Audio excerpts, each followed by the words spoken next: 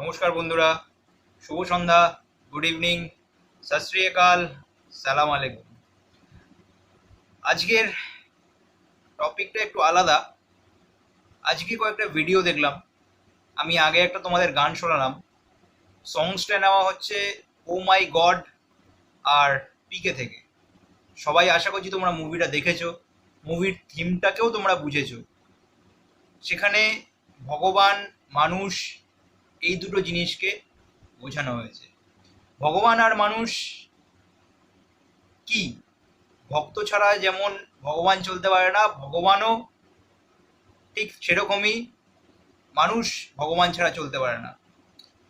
তো কথা হচ্ছে, সৃষ্টিকর্তা আমাদের বানিয়েছে, কিন্তু আমরা যখন প্রথম সৃষ্টিকর্তায় পৃথিবীতে আসি তখন আমরা একটা সিঙ্গেল পিস ছিলাম, সিঙ্গেল মানুষ ছিলাম। সেখান থেকে আমরা নিজেদের জনসংখ্যা বৃদ্ধি করি, কিন্তু সেই সময় কোনো ধর্ম ছিল না। ধর্ম আমরা মানুষরা তৈরি করেছি। নিজেদের স্বার্থে আমরা নিজেদের ধর্মের কালার আলাদা করেছি। কিন্তু আজ এই মহামারীর সময় আজ কোথায় গেল সেই ধর্ম, কোথায় গেল সেই কালার?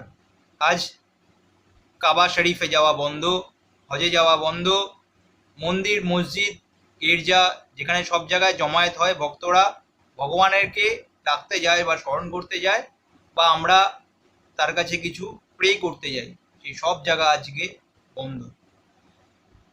ব্লাড ব্যাংকে যখন আমরা ব্লাড দিই, সে ব্লাডের কোনো ধর্ম হয় না, হয় শুধু একটাই কালার আর গ্রুপ। ব্লাডের কালার লাল। এই লাল কালারটা মানুষের কালার, মানুষের ব্লাডের কালার। আমরা যখন ব্লাড ব্যাংক থেকে ব্লাড নিতে যাই, তার আমরা গ্রুপ দেখি, এ, বি, বি প্লাস, সি, ও, এগুলো। কিন্তু আমরা ধর্মের নামে মানুষকে হত্যা করি, ধর্মের নামে একে অপরকে হিংসা করি, ধর্মের নামে আমরা একে অপরকে ব্লেমিং করি। আমার টপিকটা আজকে এমন কিছু নয়। আপনারা যারা এই দুটো মুভি দেখেছেন তারা অবশ্যই জানেন এখানে কি বিষয়ে বলা হয়েছে। লোকে গীতা নিয়ে মারামারি করে, কোরআন নিয়ে মারামারি করে, কিন্তু গীতা কোরআন কখনো আমাদের একসাথে লড়াই করতে শেখায়নি। গীতা, কোরআন, বাইবেল একটাই কথা লেখা আছে, মানুষকে ভালোবাসো, মানুষের সেবায় নিজেকে নিযুক্ত করো। জীবে প্রেম করে যেই জন, সেই জন সেবিছে ঈশ্বর। কিন্তু আজকে এই পরিস্থিতিতে রাস্তায় অনেকে খেতে পায় না। অনেকের, যারা আমরা চাকরিজীবী নই, যারা নিজস্ব কিছু কাজ, যেমন রিক্সা চালায়, কেউ কিছু ঘষা মাজা করে, কেউ পাথর কোপায়, কেউ রাস্তা কাটে, কেউ মাটি কাটে, কেউ চাষ করে, যারা এরকম টাইপের জিনিস রয়েছে। এটা ছাড়াও কিছু মানুষ রয়েছে যারা পথে ঘাটে ঘোরে, ভব ঘুরে, তাদের খাবার অন্নের জোগান আজ নেই। আমরা যখন ভগবানের মন্দিরে যাই, পুজো করতে যাই, ভগবানকে দেখার জন্যে বা তাকে ডাকার জন্যেও আমাদের অনেকের মাধ্যম হয়ে যেতে হয়। কারা সেই মাধ্যমগুলো থাকে? ভগবানের সুপরিকল্পিত কিছু ম্যানেজার। পিকে সিনেমাতে তাই বলেছে। সেই সব ম্যানেজার বা দালাল, তাদের থ্রু আমরা ভগবানের কাছে পৌঁছাই। ভগবানকে ডাকতে সবাই ভগবানকে ডাকতে পারে, সবাই, কিন্তু তার কাছে যাওয়ার জন্য এই ভেদাভেদ। ভিআইপি লাইনে 500 টাকা দিয়ে দাঁড়াও, তাহলে আগে যেতে পারবে পুজো দিতে। তার মানে ভাবুন, বড় লোকদের জন্য ভগবান, গরিব লোকদের জন্য ভগবান নেই। এটা কেমন বিচার? তো যাই হোক, আমরা সাউথের যে মন্দির বা যে কোনো বড় বড় মন্দির, সাই বাবার বড় মন্দির, সেখানে আমরা প্রচুর পরিমাণে দান ধ্যান করে থাকি। শুধু আমরা নয়, টাটা, বিড়লা, আম্বানি, এদের ঘরের প্রচুর লোকরা সেখানে দান ধ্যান করে। প্রচুর ব্ল্যাক মানি সেখানে আছে। সেই পয়সার উপরে শুধু একমাত্র আর একমাত্রই ভগবানের অধিকার নাকি? আজ এই দারিদ্রতার সময়ে সেই পয়সাগুলো কেন কাজে লাগবে না?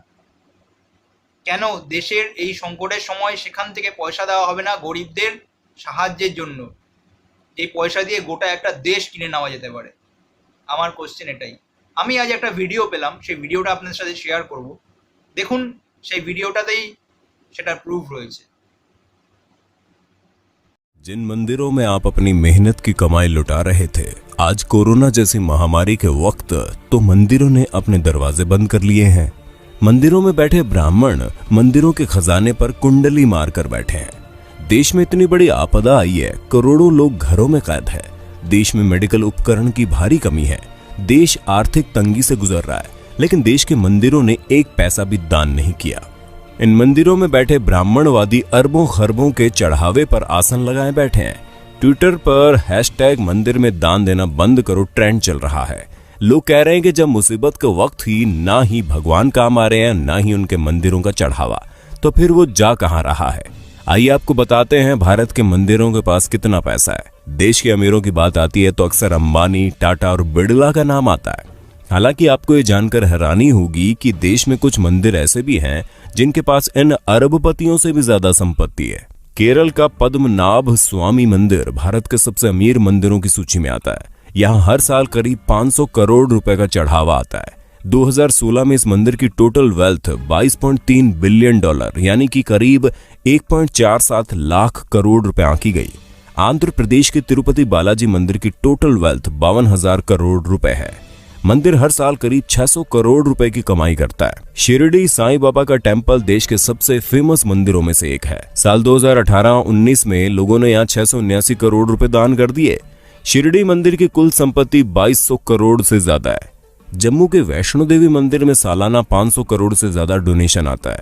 मंदिर के पास 1200 किलो से ज्यादा तो सोना ही है। वहीं मुंबई के सिद्धिविनायक मंदिर की सालाना कमाई 125 करोड़ से ज्यादा है। भारत में कुल 6,38,000 गांव है, 5,000 कस्बे और 400 बड़े शहर है। अमूमन हर गांव में मंदिर होता है। शहरों में तो देवी देवताओं के अलग अलग मंदिर होते हैं। इस हिसाब से भारत में 6 लाख से ज्यादा मंदिर है। सोचिए इस देश की कितनी बड़ी संपत्ति पर सिर्फ और सिर्फ ब्राह्मणों का कब्जा है। पुरी का जगन्नाथ मंदिर, वाराणसी के काशी विश्वनाथ मंदिर, गुजरात के सोमनाथ मंदिर और मदुरई के मीनाक्षी मंदिर जैसे धार्मिक स्थलों पर खजाने भरे पड़े हैं, लेकिन मंदिरों में बैठे पंडित देश की भलाई के लिए एक पैसा तक दान नहीं करते। भगवान के नाम पर आपकी जेब खाली की जाती है और फिर ये लोग उसे हजम कर जाते हैं। जरा सोचिए अगर ये मंदिर अपनी संपत्ति दान कर दे तो एक दिन में भारत की गरीबी दूर हो जाए, लेकिन ये ऐसा नहीं करते। धर्म के नाम पर लोगों को मूर्ख बनाकर ब्राह्मणवादी मौज काट रहे हैं। इसलिए अगली बार जब आप अपने बटुए से कोई नोट निकालें तो सोचिएगा जरूर कि आपके खून पसीने की कमाई पर कौन ऐश कर रहा है। मंदिर में या मस्जिद में सीमेंट की बोरी देने से पहले पड़ोस में देख लीजिए, अगर कोई गरीब हो तो आटे की बोरी पहले दीजिए। दान करना गलत नहीं है, लेकिन सोचने वाली बात है कि आखिर मंदिर में किए गए दान से किसका भला होता है। मंदिरों में दान करने वालों की मानसिकता क्या होती है। अपने देश में इतनी ज्यादा गरीबी है कि उनकी चिंता किसी को नहीं है। कई किसान भूख से मर जाते हैं पर उनकी मदद करने के लिए कोई आगे नहीं आता। लेकिन मंदिरों में लाखों नहीं बल्कि करोड़ का गुप्त दान दिया जाता है। आखिर इस दान से हासिल क्या होता है, किसको मिलता है इसका लाभ। हम एक बात साफ कर दें, हम कोई नास्तिक नहीं है। भगवान ने हमारी भी उतनी आस्था जितनी होनी चाहिए। लेकिन सोचने वाली बात यह है कि आस्था जताने के लिए मंदिरों में दान करना जरूरी है। अगर नहीं तो फिर जो लोग मंदिरों में बेतहाशा दान करते हैं उनके पीछे की मानसिकता क्या है। क्या उनको भगवान से किसी बात का डर रहता है? क्या ऐसे लोगों को जो कि काले धंधे करते हैं उनके मन में बात रहती है कि वो भगवान के मंदिर में कुछ दान करके अपने पाप से बच जाएंगे? हमें तो लगता है ऐसी ही किसी मानसिकता के वशीभूत होकर ये लोग लाखों रुपए दान करते हैं। लेकिन इनके दान से किसका भला होता है? हमारे देश के बड़े बड़े मंदिरों की हालत क्या है, किसी से छुपी नहीं है। लाखों दान करने वालों के साथ वीआईपी और वीवीआईपी के लिए तो इन मंदिरों के द्वार मिनटों में खुल जाते हैं। इनको भगवान के दर्शन भी इनके मन मुताबिक समय पर हो जाते हैं। लेकिन आम आदमी को घंटों लाइन में लगे रहने के बाद भी कई बार भगवान के दर्शन नहीं होते। कभी कभी लगता है कि भगवान भी अमीरों के हो गए हैं, खासकर बड़े मंदिरों में विराजने वाले भगवान। शिरडी के साईं बाबा के दरबार के बारे में कहा जाता है कि वहां पर सभी को समान रूप से देखा जाता है। लेकिन हमारे एक मित्र ने बताया कि जब वो शिरडी गए थे तो वीआईपी पास से गए थे और उनको दर्शन करने में कम समय लगा। यानी वहां भी बड़े छोटे का भेद है। संभवतः अपने देश में ऐसा कोई मंदिर है ही नहीं जहां पर छोटे बड़े का भेद ना हो। किसी वीआईपी या फिर अमीर को हमेशा लाइन में लगने से परहेज रहता है। वे भला किसी गरीब के साथ लाइन में खड़े कैसे हो सकते हैं? लाखों का दान करने वालों को क्या अपने देश की गरीबी नजर नहीं आती? क्या ऐसा दान करने वाले लोग इन खैराती अस्पतालों, अनाथ आश्रमों में दान करने के बारे में नहीं सोचते? जिन आश्रमों में ऐसे बच्चों को रखा जाता है, जिन बच्चों में संभवतः ऐसे बच्चे भी शामिल हैं जो किसी अमीर की अय्याशी की निशानी के तौर पर किसी बिन ब्याही माँ की कोख से पैदा होते हैं। क्या लाखों दान करने वालों को अपने देश के किसानों की भूख से वो मौतें नजर नहीं आती? हम तो इतना जानते हैं कि किसी भूखे को खाना खिलाने से लाखों रुपए के दान से ज्यादा का पुण्य मिलता है। किसी असहाय और गरीब की मदद करने से उनके दिल से जो दुआ निकलती है वो दुआ बहुत काम की होती है। हम मंदिरों में दान करने के खिलाफ कतई नहीं है, लेकिन किसी भी मंदिर में दान उतना ही करना चाहिए जितने से उस मंदिर में होने वाले किसी काम की मदद हो जाए। जो मंदिर पहले से ही पूरी तरह से আমি আপনাদের ভিডিওটা দেখালাম, কিন্তু এই সিচুয়েশনটা এখানে দেখিয়েছে কয়েকটা সাউথের বড় বড় মন্দিরের। কিন্তু শুধু সাউথের বড় বড় মন্দির কেন, অনেক চার্চ গির্জা সেখানেও অনেক বড় বড় ডোনেশন পড়ে, অনেক মসজিদ সেখানেও অনেক বড় বড় ডোনেশন পড়ে।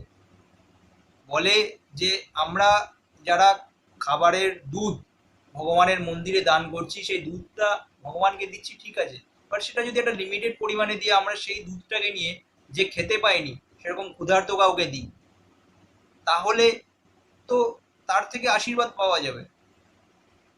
কারণ জীব সেবাই শিব সেবা। শুধু এই নয় যে চাদরটা আমরা কোনো দরগায় গিয়ে বড় বড় কোনো পীর বাবার উপরে চাপাচ্ছি, ঠিক আছে, আমরা একটা ফুলের চাদর চাপিয়ে দিয়ে বা সেই টাকা থেকে কোনো একটা ভালো চাদর যদি আমরা কোনো একটা রাস্তার ফকিরকে দিই যিনি ঠান্ডায় কাঁপছেন, তাহলে কি সেটা অন্যায় করা হবে? আমরা যে টাকাটা অজস্র পরিমাণে ভগবানের জন্য নামে ভগবানকে দান করছি, আমরা দেখাচ্ছি যে আমরা নিজেদের বড় টাকা যতটা আছে ভগবানকে দিয়ে, আমাদের পাপের টাকা হোক পুণ্যের টাকা হোক, সেটাতে ভগবানকেও সামিল করে নিচ্ছি। যা ভগবান আমি যা করছি তার জন্যে তুমি আমাকে সাহায্য করো, এটার জন্যে। কিন্তু যদি আমরা কয়েকটা গরিবকে দান ধ্যান করি, তাহলে সেই গরিবের আশীর্বাদ ভালোবাসা সেটা কি পুণ্য কামানোর মতন নয়? আমার বক্তব্য এটাই, আর কিছু নয়। তোমরা এখনো যারা এই পিকে ও মাই গড বা এরকম টাইপের সিনেমা না দেখেছো তারা অবশ্যই একবার দেখে নিও। জাতি ধর্মটাই বড় কথা নয়, বড় কথা হচ্ছে মানুষ আর ভালোবাসা। আমার মেসেজ এটাই সবার জন্য। তো বন্ধুরা, এই ছিল আমার আজকের আলোচনা বা টপিক, যাই বলো। আমার ভিডিওটি যদি তোমাদের ভালো লেগে থাকে অবশ্যই তোমার বন্ধু বান্ধবের সাথে শেয়ার করো, আর সবাইকে এটা জানিও। এই মেসেজটা আমি সবাইকে সবার মধ্যে ছড়িয়ে দিতে চাই। তো আজকের জন্য শুভরাত্রি, ভালো থাকবে।